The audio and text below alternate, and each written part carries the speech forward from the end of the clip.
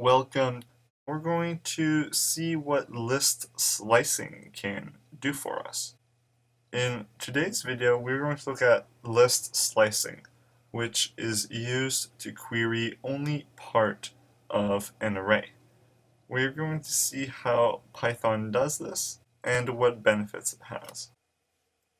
On line 4, I am generating all the elements from 0 to 9 inclusive.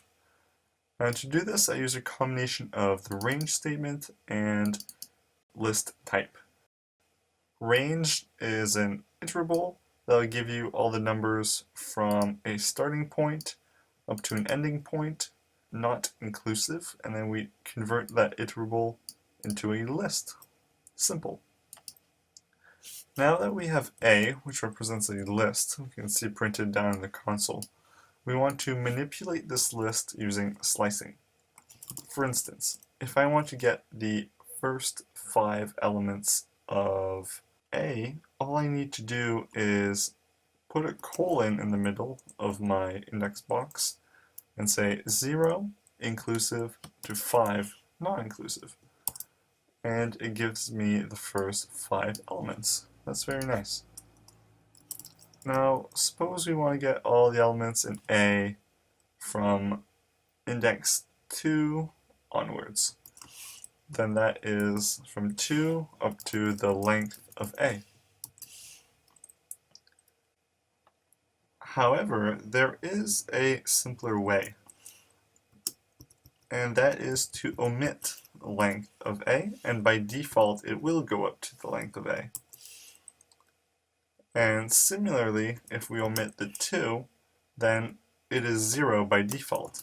So if this is 0, and this is length of A, then this is the entire array.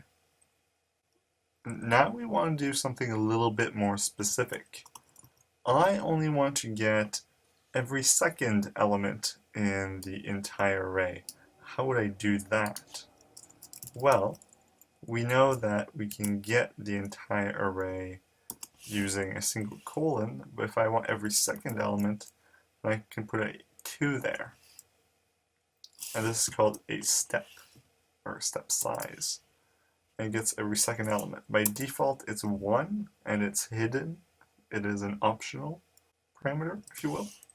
It is still valid to put indices here, for example, from 0 to 6 with step size 2.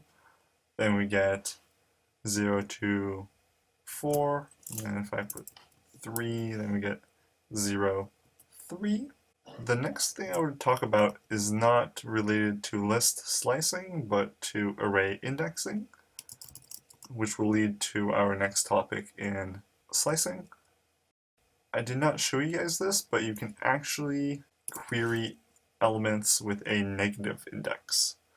This can cause many bugs, but it is possible. So this would grab the last index of the array, which is 9. And then you can also do like -2, and so on and so forth.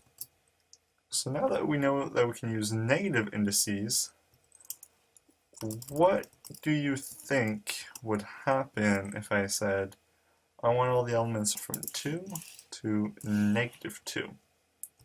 Well, 2 is index 2, but -2 was what?